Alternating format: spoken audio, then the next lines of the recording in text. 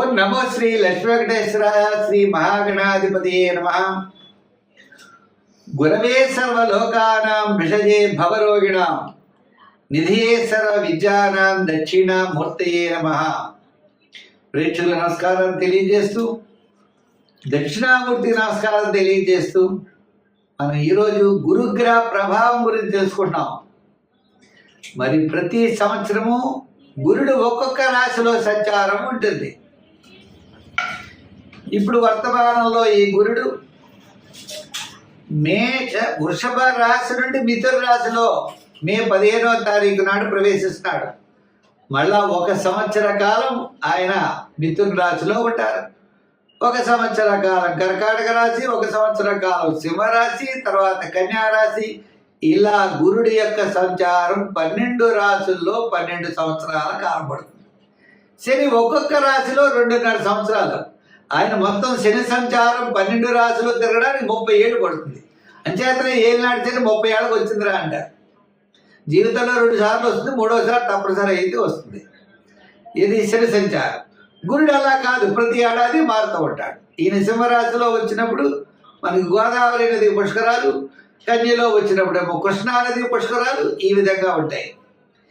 ఈ యొక్క గురుడు ప్రతి ఏడాది మారడం ద్వారా, అంటే ప్రధానమైనటువంటి గురుశనులు ఇద్దరు ప్రతి జాతకాన్ని మారుస్తారు. శని ధర్మ మార్గాన్ని, ఆర్థిక డెవలప్మెంట్స్ని చాలా పనులు శని చేస్తాడు. అలాగనే గురుగ్రహ ప్రభావం కూడా కుటుంబ ఆర్థిక సంతానపరమైన వ్యవహారాలు, మన యొక్క అభివృద్ధి, పబ్లిక్ రిలేషన్స్, ఇవన్నీ కూడా గురుగ్రహం మనకి తప్పనిసరిగా చేస్తుంది.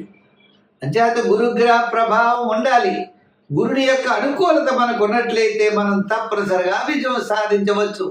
ఒక పదవీ యోగం, ఒక ఉన్నతాభివృద్ధి, ఆర్థికాభివృద్ధి, కుటుంబాభివృద్ధి, వివాహం, సంతానం, సర్వ సౌఖ్యాల్ని, పబ్లిక్ రిలేషన్ని, సమాజంలో ఒక మంచి వ్యక్తిగా నిలబెట్టాలి అంటే గురుగ్రహ ప్రభావం ఉండాలి. అటువంటి గురుగ్రహ ప్రభావం ప్రతి వ్యక్తికి ఉండాలి, ప్రతి ముహూర్తానికి ఉండాలి, ప్రతి సమయానికి ఉండాలి. అటువంటి సమయంలోనే మనం ఏ పని చేసినా ముఖ్యమైన పనులు చేయాలి అన్నారు. మరి ఈ గురుడు మారడం ద్వారా ఏ రాశుల వారికి అభివృద్ధి ఉంది, ఏ రాశుల వారికి ఇబ్బంది ఉంది అన్నట్లయితే, ఈ గురుడు మిథున రాశిలో సంచారం ఉండడం వల్ల, మిథున రాశిలో ఉంటే మనకి 2వ రాశి అంటే వృషభ రాశి వారికి మిథున రాశి 2వది అవుతుంది. అంచేత వృషభ రాశి వారికి చాలా యోగాన్ని ఇస్తాడు ఈ గురుడు. ఇంకా 5వ రాశి కుంభరాశి వారు 5 సంవత్సరాల నుండి ఏళ్ళనాడు శని ప్రభావం పొందుతూ ఇప్పుడే కుంభరంలోకి మేనంలోకి శని వెళ్ళాడు. వారికి 5మంలో గురుడు, వారికి మంచి యోగాన్ని ఇస్తాడు. 7వ స్థానం ధనుర్రాశి వారికి 7మం, వారికి మంచి యోగాన్ని ఇస్తాడు. 9మం ఎవరికి? తులారాశి వారికి గురుగ్రహ ప్రభావం 9మం. 11వ అదెవరికి అంటే సింహరాశి వారికి. అంటే మనకి ఈ గురుగ్రహ అనుకూలత వృషభ రాశి వారికి 2వ 2వ స్థాన గురుడు, సింహరాశి వారికి 11వ స్థాన గురుడు, తులారాశి వారికి భాగ్యస్థాన గురుడు అంటే 9వ స్థాన గురుడు, ధనుర్రాశి వారికి 7వ స్థాన గురుడు, కుంభరాశి వారికి 5వ స్థాన గురుడు, వృషభ రాశి వారికి 2వ స్థాన గురుడు. ఈ విధంగా వృషభ, సింహ, తుల, ధనస్సు, కుంభము, ఈ 5 రాశుల వారికి గురుడి యొక్క ప్రభావం ఈ మారడం ద్వారా చాలా యోగాన్ని ఇస్తుంది. మరి ఏమవుతుంది 5 రాశులకి అంటే, గురుడు కుటుంబ విషయాల్లో, ఆర్థికపరమైన విషయాల్లో, సంతానపరమైన విషయాల్లో, పబ్లిక్ రిలేషన్లో మంచి యోగాన్ని ఇస్తాడు. ముఖ్యంగా విద్యార్థులకి చక్కని విద్యనిస్తాడు. రాజకీయ నాయకులకి పబ్లిక్ రిలేషన్స్ ఉంటాయి. వ్యాపారస్తులకి ఆర్థిక ప్రోత్సాహం ఉంటుంది. వివాహం కాని వారికి వివాహాది ప్రయత్నాలు యోగిస్తాయి. సంతానం లేని వారికి సంతానం కలుగుతుంది. ఆరోగ్యం బాగోలేని వారికి ఆరోగ్యం బాగుంటుంది. ఈ విధంగా గురుడు ఇవ్వలేనిది ఏమన్నది చెప్పండి. గురుగ్రహం అంటే దేవతలకు గురువైన బృహస్పతి మనకు అనుకూలంగా ఉన్నప్పుడు సర్వత్రా విజయం మన వెంటే ఉంటుంది. కాబట్టి ఈ రాశుల వారికి చాలా అనుకూలంగా ఉంటుంది. మరి అనుకూలంగా లేని వారే అంటే మిగిలిన రాశుల వారే చెప్పాలంటే. అయితే ఎదురగా అంటే మరి మిత్రుల్లో గురుడు ఉంటే ఆ జన్మరాశికి పెద్ద అనుకూలం కాదు. కర్కాటక రాశి వారికి ఏమో వీస్తార గురుడు అంటే ఉపయోగం లేదు. మరి అంటే మనం చూసినట్లయితే అంటే సింహరాశి వారికి చూసినట్లయితే ఏకాదశి గురుడు యోగాన్ని ఇస్తాడు. కన్యారాశి వారికి దశమ గురుడు సామాన్యమైన ఫలితాలు. వృశ్చిక రాశి వారికి అష్టమ గురుడు. మకర రాశి వారికి షష్ఠ గురుడు. మీన రాశి వారికి చతుర్థ గురుడు. తులారాశి వారికి తృతీయ గురుడు.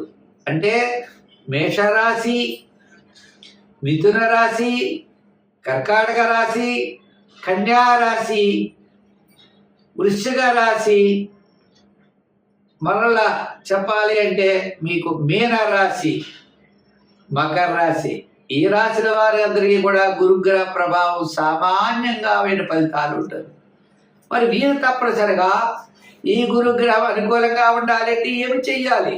తన గురువు గారికి, ఇంటి బ్రహ్మగారికి చక్కని పంచుల చాపు తెల్లని వస్త్రాన్ని దానం చెయ్యాలి. పీతాంబరాన్ని దానం చేయమన్నారు, పట్టు వస్త్రాన్ని దానం చేయమన్నారు. 10,000 రూపాయలు పంచి నేను అంతే. అలా చేస్తే గురుగ్రహ బలం ఉంటుంది. అంచేత తెల్లని వస్త్రము, పట్టు వస్త్రాన్ని చక్కగా తన గురువుకి దానం చెయ్యాలి. ఆయన సంతోషపడాలి. ఇది ఎవరికో దావపోయేవాడు గమ్మని అర్థం కాదు. ఇంకా రెండవది, ప్రతి గురువారము శనగల్ని, మొలకెత్తిన శనగల్ని ఆవుకు పెట్టడం, బ్రాహ్మణుడికి దానం చేయడం చాలా మంచిది. దానం చెయ్యాలి లేదా మొలకెత్తిన శనగల్ని ఆవుకు పెట్టాలి. ఇది రెండవది. స్వీట్ పదార్థాన్ని ఎక్కువగా పెట్టడం. ఎక్కడైనా ఫంక్షన్స్ ఇవి జరిగినప్పుడు చక్కని బూర్లు అంటే బెల్లము, శనగపప్పు, బొబ్బట్లు, శనగపప్పు, బెల్లము, ఇటువంటి ఎక్కువగా మనం వినియోగం చేయాలి, దానం చేయాలి. శుభ్రంగా అందరికీ బొబ్బట్లు వేయండి అని చెప్పి ఆ సామాను మనం కొనివ్వాలి. బూర్లు వేయమని చెప్పి మనం ఇవ్వాలి. మిఠాయిలు వేయటమని చెప్పాలి. ఈ శనగపిండితో చేయబడిన మైసూరు పాకం, మిఠాయిళ్ళు, ఎక్కువ శనగలు, శనగ సంబంధమైనటువంటి దానిని దానం చేయడం, తద్వారా పంచదారని దానం చేయడం, ఇవన్నీ కూడా చాలా అత్యద్భుతమైనటువంటి ఫలితాలని ఇస్తాయి. ఈ విధంగా ఈ బాగోలేనటువంటి మనం చెప్పిన ఈ రాశుల వారు ఈ రకమైన దానం చేయడం ద్వారా వారు సమాజంలో ఏదైతే కోరుకుంటున్నారో, వారి యొక్క మనోవాంఛ ఏదైతే ఉంటుందో తప్పనిసరిగా మనోవాంఛ వారి విజయాన్ని సహాయం అందిస్తుంది. వారి విజయం పొందడానికి ఇది ముఖ్య కారణం అవుతుంది.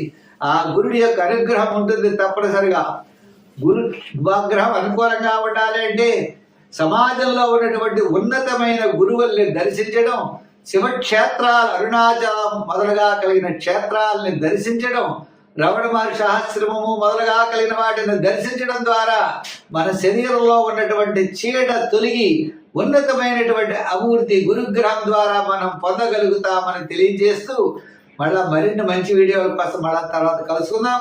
సర్వే జన సుఖినో